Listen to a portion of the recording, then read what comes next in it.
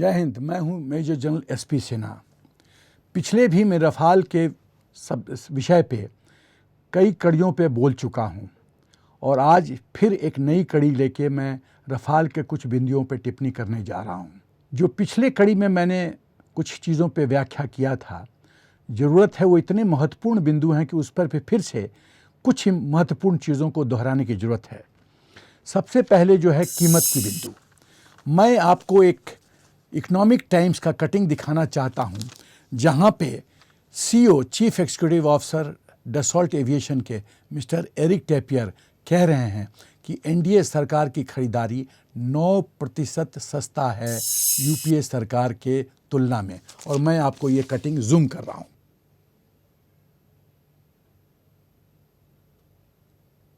आप देखें तो चौथे या पांचवें लाइन पे अंडरलाइन किया हुआ है कि एनडीए सरकार की खरीदारी 9% सस्ता है। अब हम दूसरे कटिंग पे आते हैं, जहां ऑफसेट की जो बात हुई, जिसमें राहुल गांधी ने कहा कि मोदी जी ने एनडीए सरकार ने पूरे 30,000 वैल्यू का ऑफसेट ऑर्डर रिलायंस को, अनिल अंबानी को दे दिया। तो मैं आपको ये कटिंग दिखाना चाहता हूं, जहां ये साफ लिखा है कि रिलायंस डिफेंस को सिर्फ 3% ऑफसेट क्लॉज, 30 करोड़ का सिर्फ 3% ऑफसेट क्लॉज मिलेगा। वो होता है 900 करोड़। और इसमें आप यदि डिटेल में जाएंगे तो लिखा हुआ है, मिस्टर एरिक टैपियर ने कहा है कि पूरी कीमत जो ऑफसेट वैल्यू है रिलायंस का, वो है 850 करोड़, न कि 30,000 करोड़ जो राहुल गांधी बोल रहे हैं। तीसरी बिंदु जो है कि बार बार कांग्रेस और राहुल गांधी बोल रहे हैं कि तकनीकी डिटेल्स जो है उसको पब्लिक डोमेन में लाया जाए। मैं सिर्फ 2 उदाहरण देना चाहता हूं। जब ज्ञानेश्वर मिश्रा जी ने प्रणब मुखर्जी से सवाल पूछा था कि गवर्नमेंट का क्या खर्चा हुआ है वेपन सिस्टम पे, प्रणब मुखर्जी जी ने कहा था, details of government expenses on purchase of arms and weapon system are classified in nature and it would not be in national interest to divulge them on the floor of the house। Hindi में मैं रूपांतर इसका करूंगा। प्रणब मुखर्जी जी ने कहा था कि जो खर्चा सरकार वेपन सिस्टम और आर्म्स सिस्टम पे खर्चा करती है, आर्म्स प्लेटफॉर्म पे खर्चा करती है, वो गोपनीय सूचना होती है और ये राष्ट्रीय हित में नहीं है कि लोकसभा के फ्लोर पे इसको सर्वव्यापी किया जाए, सबको बताया जाए। दूसरा मैं उदाहरण देना चाहता हूं, जब सीताराम येचुरी ने 22 अगस्त 2007 को पूछा था सरकार से कि सरकार इजराइल से क्या क्या मिसाइल सिस्टम ले रही है, तो एंटनी जो उस समय के रक्षा मंत्री थे, उन्होंने कहा था, diverging details in this regard on the floor of the house would not be in the interest of national security.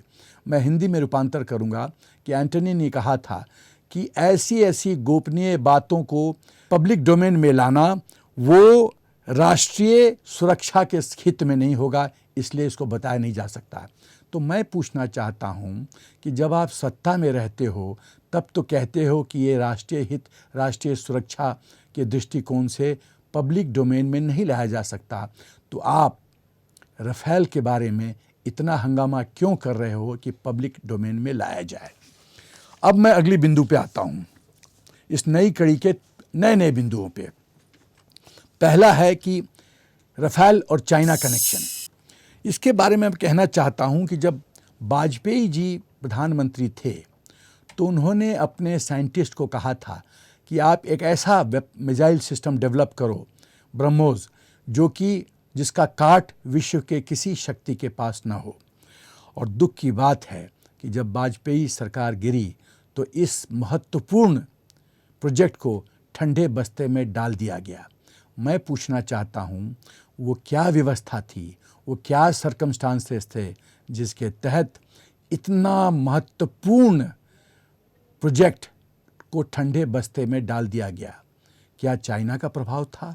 क्या चाइना का दबाव था? क्या पाकिस्तान का दबाव था? इस देश इस बात को जानना चाहता है कि वो कौन कौन शक्तियां थी जिसके कारण ऐसे महत्वपूर्ण प्रोजेक्ट को ठंडे बस्ते में डाला गया। और वाजपेयी जी जब आए तो फिर से इस प्रोजेक्ट का पूर्ण जन्म हुआ और हम जानते हैं कि किस तरह से सफलता के सीढ़ी पे हम इस क्षेत्र में चल पड़े हैं। अगली बात जो है कि कांग्रेस और चाइना का एंगल क्या है। देखिए, चीन जानता है कि राफेल और ब्रह्मोस का जो कॉम्बिनेशन है वो इतना शक्तिशाली कॉम्बिनेशन है कि साउथ एशिया में मिलिट्री दृष्टिकोण से जो पावर डायनेमिक्स है उसमें पूरा बदलाव आ जाएगा और हिंदुस्तान को चुनौती देना साउथ एशिया में चीन के लिए मुमकिन नहीं होगा। ये चीन की चिंता है, ये पाकिस्तान की चिंता है और इसीलिए चीन बहुत ही चिंतित है और चीन किसी भी हालत में ब्रह्मोस का, राफेल का तोड़ चाहता है। और महत्वपूर्ण बात यह है कि जो ही राहुल गांधी चीन गए उसके बाद वहाँ से आने के बाद लेफ्टिस्ट जितने वामपंथी विचारधारा के लोग हैं और राहुल गांधी इतने एक ही वॉइस में बोलना शुरू हुए कि ये डील कैंसिल करो, तकनीकी जो डिटेल्स है उसको पब्लिक डोमेन में लाओ। तो ये एक षड्यंत्र है। ये है कि कुछ लोग यहाँ के पॉलिटिकल पार्टीज़ यहाँ के मुखौटा बन के, चाइना के एजेंट्स बन के राष्ट्र के हित में नहीं, राष्ट्र की सुरक्षा के साथ खिलवाड़ कर रहे हैं। और मैं तो एक बहुत कड़े शब्दों का प्रयोग करूँगा कि इनडायरेक्टली वो राष्ट्रद्रोह कर रहे हैं। अब हम अगले बिंदु पे आते हैं कि चाइना, पाकिस्तान और राफेल का क्या कनेक्शन है। देखिए, अभी हाल फिलहाल में आपको पता होगा कि ब्रह्मोस के बारे में पाकिस्तान के आईएसआई ने मिस्टर अग्रवाल को तोड़ लिया था और हनी ट्रैप में करके नागपुर में अक्टूबर 2018 में उनको अरेस्ट किया गया। वो पाकिस्तान के आईएसआई के एजेंट के रूप में काम कर रहे थे। तो मैं जो पहले पॉइंट पे, बिंदु पे मैंने टिप्पणी किया कि ये सच है कि चीन और पाकिस्तान हिंदुस्तान के राफेल और ब्रह्मोस कॉम्बिनेशन से बहुत ही घबराए हुए हैं और किसी तरह इसका तोड़ ढूंढना चाहते हैं। अगला पॉइंट जो बिंदु है वो है मिस्टर हॉलैंड का, जो फ्रांस के प्रेसिडेंट रह चुके हैं। ये जो इंटरव्यू बार बार सोशल मीडिया में दिखाया जा रहा है, जहां उनको कोट किया जा रहा है कि उन पर दबाव था कि रिलायंस को ऑफसेट पार्टनर बनाया जाए। पहली बात तो ये है, ये जो इंटरव्यू है वो है 2012 का, 2013 का। उस समय मोदी जी कहाँ थे? उस समय मोदी जी गुजरात के मुख्यमंत्री थे। तो ये दबाव, क्या ये मुमकिन है कि इस देश का एक मुख्यमंत्री फ्रांस के प्रेसिडेंट पे दबाव डाले, जबकि वो प्रधानमंत्री है ही नहीं, कि आप रिलायंस को ऑफसेट पार्टनर खरीदो? तो उस समय के प्रधानमंत्री क्या कर रहे थे जब इस तरह की बातचीत हो रही थी? आपको जानना जरूरी है कि ये Holland communist bent of mind रखते हैं, इनकी विचारधारा वामपंथी है और ये इतनी तरह से डिफेम हो चुके हैं, इनकी इतनी बदनामी हो चुकी है फ्रांस में कि अब ये इलेक्शन में खड़े होने की इनकी हैसियत नहीं है और इनके नाम का पूरी तरह से धूमीकरण हो चुका है। अब मैं एक देश के बारे में उस देश का नाम नहीं लेना चाहता हूँ, लेकिन मैं जब बोलूँगा तो आप समझ जाएंगे कि किस देश के बारे में मैं इशारा कर रहा हूँ।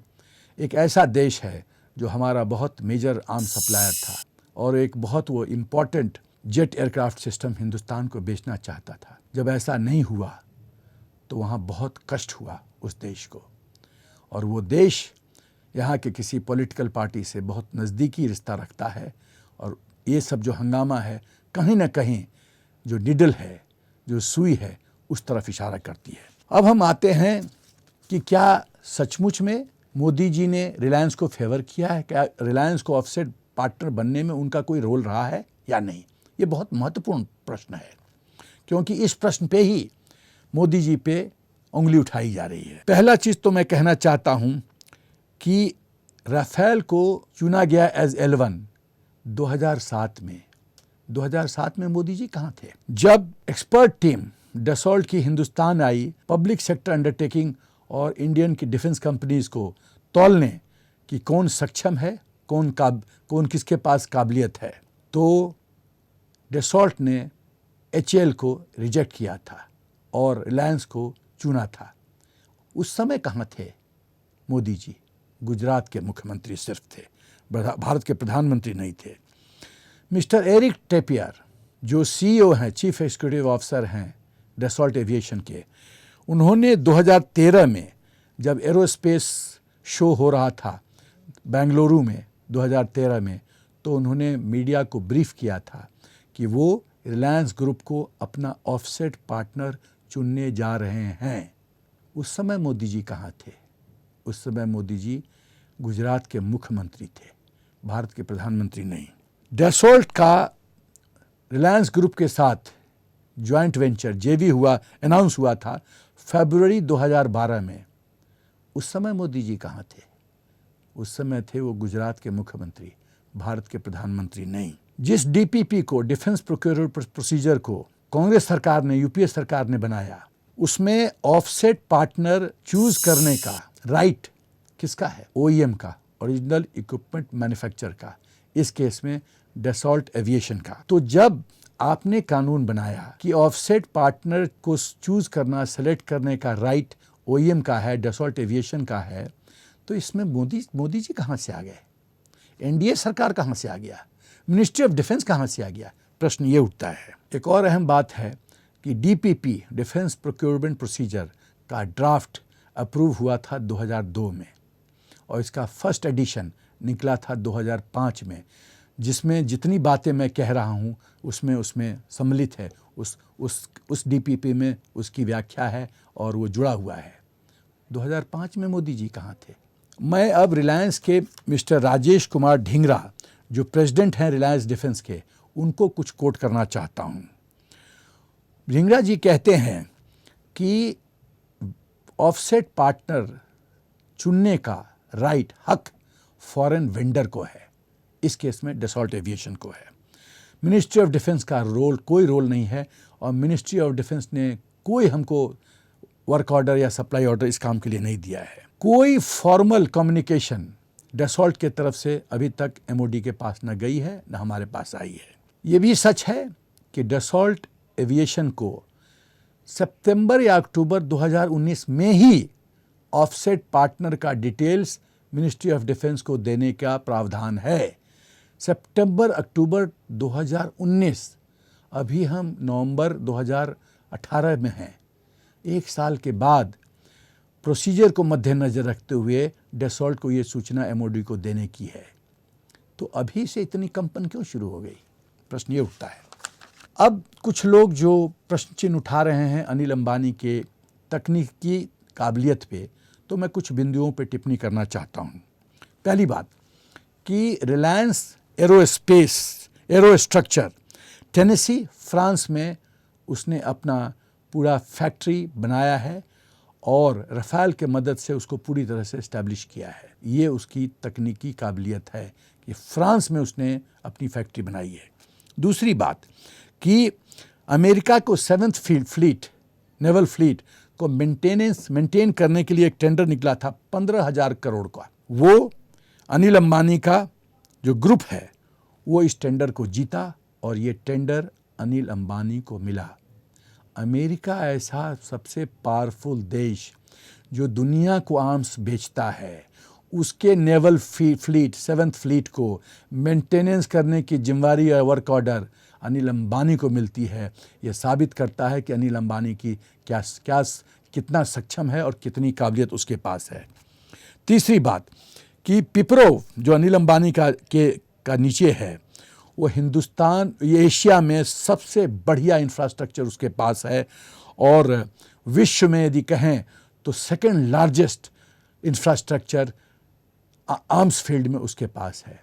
जिस कंपनी के पास इतनी काबिलियत हो, इतना कैपेबिलिटी हो, उस पर प्रश्न चिन्ह उठाया जा रहा है और एचएल को सपोर्ट किया जा रहा है, जिसको मैंने पिछली कड़ी में पूरी तरह से साफ कर दिया है कि एचएल का MiG-21 के मेंटेनेंस में और तेजास मैन्युफैक्चरिंग के क्षेत्र में उनकी क्या सफलता रही है। 1983 में 40 तेजास का ऑर्डर मिला था और अभी तक एचएल ने सप्लाई नहीं किया है। ये है एचएल की काबिलियत। अब हम आते हैं कि मोदी जी पे या एनडीए सरकार पे क्यों अटैक किया जा रहा है, क्यों उनके छवि को बदनाम करने की कोशिश की जा रही है।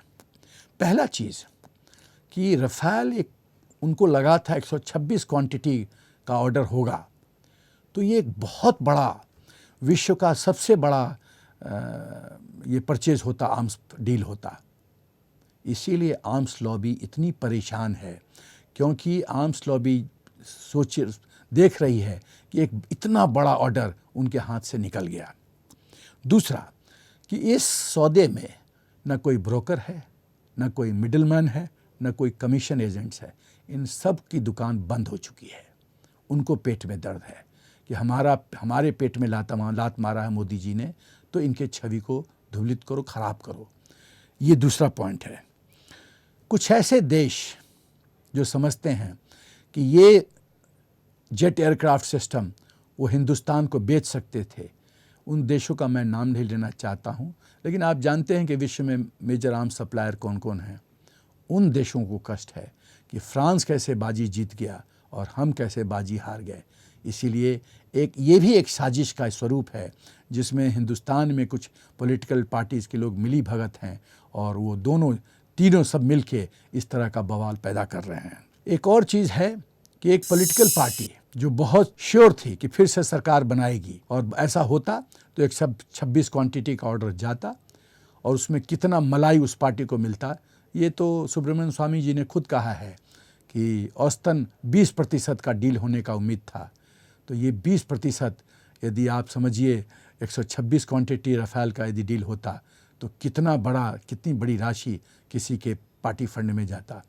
उन लोगों को दर्द है पेट में। एक बहुत महत्वपूर्ण बिंदु पे मैं टिप्पणी करना चाहता हूँ। दुख ये लगता है, देखिए जब मिलिट्री इक्विपमेंट परचेज होता है उसके दो एंगल हैं, दो दृष्टिकोण है।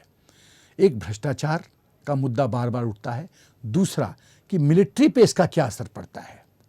मेरी अपनी सोच है कि आप जो प्रोसीजर वगैरह पे आप अपना जितना हंगामा करना है करते रहिए, लेकिन कृपा करके मिलिट्री को सही वक्त पे सही equipment, military equipment state of the art मिले, ये बहुत ज़रूरी है। विश्व की जो महत्वपूर्ण शक्तियां हैं वो 30-40-30 कॉन्सेप्ट फॉलो करती हैं। 30 पुराना टेक्नोलॉजी, 40 करेंट टेक्नोलॉजी और next 30 state of the art future technology. दुख की बात है कि हिंदुस्तान में मेजॉरिटी जो मिलिट्री इक्विपमेंट हैं वो 68% जो मिलिट्री इक्विपमेंट है वो ओल्ड टेक्नोलॉजी है, जबकि 30 होना चाहिए।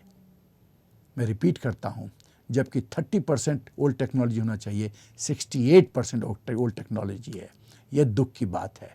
मेरा ख्याल है ये फ़ौज के साथ ज्यादती है और इस चीज़ को बहुत गंभीरता से सोचने की ज़रूरत है कि वो रेशियो जो विश्व के पावरफुल शक्तियाँ फॉलो करती है 30-40-30, वही कंसेप्ट हिंदुस्तान में लागू होना चाहिए और हिंदुस्तान की फ़ौज को बेस्ट इक्विपमेंट मिलना चाहिए।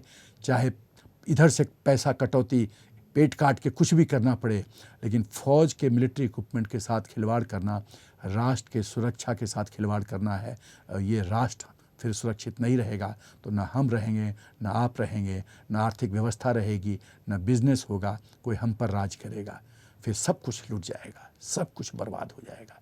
ये हमारे हित में नहीं है। एक और चीज़ मैं कहना चाहता हूँ कि जब इस तरह का बवाल होता है तो जो प्रोक्योरमेंट प्रोसेस है उसमें जो लोग शामिल हैं वो डर जाते। सबसे पहले जो कैजुअल्टी होता है वो इंडियन एडमिनिस्ट्रेटिव सर्विस के ऑफिसर्स होते हैं कि यदि जब ये परचेज के बाद मान लो दूसरी सरकार आई तो मेरा क्या होगा। तो इसी भय से, लेकिन एंड रिज़ल्ट क्या होता है? एंड रिज़ल्ट होता है कि फ़ौज सफ़र करती है। सफ़रर फ़ौज है, सफ़रर हमारे जवान हैं।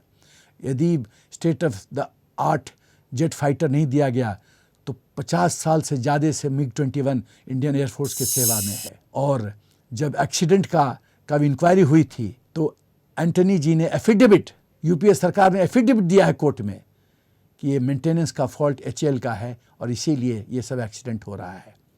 क्या ये सही है कि एक सरकार राजनीति करने, भय से ग्रसित होके फौज को जो उसका हक बनता है state of the art military equipment वो नहीं दे? लोग अपने पक्ष सब ले लेते हैं और फौज को state of the art military equipment नहीं देते हैं। क्या ये सही है? ये देशवासियों को सोचने की जरूरत है। अब मैं अगले बिंदु पे आता हूँ कि इसका अंतर्राष्ट्रीय स्तर पे क्या प्रभाव पड़ता है। जब अंतर्राष्ट्रीय स्तर पे लोग देखते हैं, चाहे वो चीन हो, चाहे पाकिस्तान हो, या ऐसे देश जो आर्म्स बेचना चाहते हैं हमें, उनको खुशी होती है कि इस देश में पॉलिटिकल पार्टीज एक वॉइस में, एक मत में नहीं बोल रहे हैं, एक साथ नहीं खड़े हैं, इनमें डिवीज़न है, इनमें इनमें अलग अलग सोच और विचारधारा रखने वाले लोग हैं। ये दुख की बात है, ये हमारे हित में नहीं है। यदि दुश्मन देश सोचता है कि यहाँ डिवीज़न है तो वो उसका फ़ायदा उठाएगा, जिसका उदाहरण है कि यहाँ के कुछ पॉलिटिकल पार्टी के महत्वपूर्ण लोग कह रहे हैं कि इसके तकनीकी, रफ़ाल के तकनीकी डिटेल्स पब्लिक डोमेन में लाओ। अब मैं और एक और बात मैं कहना चाहता हूँ, इससे देश की छवि डाउन होती है। अब मैं लास्ट 3-4 मिनट में अपनी बात ख़त्म करूँगा कि मिस्टर राहुल गांधी जो इतने प्रश्न उठा रहे हैं, ये थोड़ा ये पॉलिटिकल इशू है। हालांकि मुझे एज ए डिफेंस एक्सपर्ट इस पर नहीं टिप्पणी करनी चाहिए, लेकिन ये ज़रूरी है कि जब देश के प्रधानमंत्री पे आप उंगली उठाते हैं, उनके चरित्र पे आप उंगली उठाते हैं, तो आप पर भी चरित्र पे उंगली उठाने का इस हर एक देशवासियों का हक बनता है। और क्योंकि अब मैं रिटायर्ड हूँ, तो मैं एक नॉर्मल सिटीजन हूँ इस देश का, तो मैं भी आपके चरित्र पे उंगली उठाऊंगा। और सुनिए आप, जब 2001 में बोस्टन में FBI ने आपको अरेस्ट किया था, तो किसने आपको बचाया? आपके पास $1.60 लाख था कैश में, और आपके पास वाइट पाउडर था। अमेरिका में रूल है कि हर एक $10,000 कैश में उससे ज़्यादा यदि पकड़ा जाए तो 8 साल का जेल है। यदि 1.60 लाख डॉलर्स को 10,000 से डिवाइड करें तो 16 टाइम्स ज़्यादा कैश आपके पास था, और वाइट पाउडर था, ड्रग। यदि वाजपेयी जी नहीं इंटरफियर करते तो 126 साल के लिए आप अमेरिका के जेल में सड़ रहे होते। आप 126 साल के लिए, और अभी जो आप यहाँ घूम घूम के इतनी बड़ी बड़ी बातें कर रहे हैं, आप अभी अमेरिका के जेल में होते। दूसरी बात, जब आप डोकलाम की बात हो रही थी, तो आप चाइनीज़ एनवॉय से मिलने क्यों गए? आपने क्या डिस्कस किया? क्या आपने पब्लिक डोमेन में लाया? क्या आप रफ़ाल का जो तकनीकी डिटेल्स है वो पब्लिक डोमेन में लाना चाहते हैं? आप जब अभी चाइना विजिट पे गए थे तो आपने क्या डिस्कस किया? आते ही आपने रफ़ाल पे इतने प्रश्न क्यों उठाना शुरू कर दिया? क्या आपने आपका जो डिस्कशन का जो सार और तथ्य था वो पब्लिक डोमेन में लाया? तो रफ़ाल का टेक्निकल डिटेल्स पब्लिक डोमेन में क्यों? आपने कहा कि मैक्रोन ने आपसे बात किया और कहा कि गोपनीयता का ऐसा कोई क्लॉज नहीं है, और प्रेसिडेंट मैक्रोन फ्रांस के, उन्होंने कहा है ऑन रिकॉर्ड कि मुझसे कोई बातचीत नहीं हुई। आप इतना झूठ बोलते हो, इतना झूठ बोलते हो। आप हेराल्ड केस में बेल पे हो, आप पर इतना बड़ा चार्ज है, और आप मोदी जी पे प्रश्न चिन्ह उठाते हो। आपने सुकन्या देवी, रायबरेली की एक लड़की के साथ बलात्कार किया, आप इसका जवाब दोगे? अंत में मैं यही कहना चाहता हूँ कि मेरी कोशिश ये रही है कि हर एक बिंदुओं पे, इस कड़ी में रफ़ाल के हर एक बिंदुओं पे टिप्पणी करूं, ताकि पूरा राष्ट्र जाने कि मुद्दा क्या है, सत्य क्या है, असत्य क्या है, राजनीति करने से हमारा देश का नुकसान क्या है। क्या हम इसी तरह फ़ौज को उसका हक डिनाई करते रहेंगे? क्या ये सही है? जय हिंद।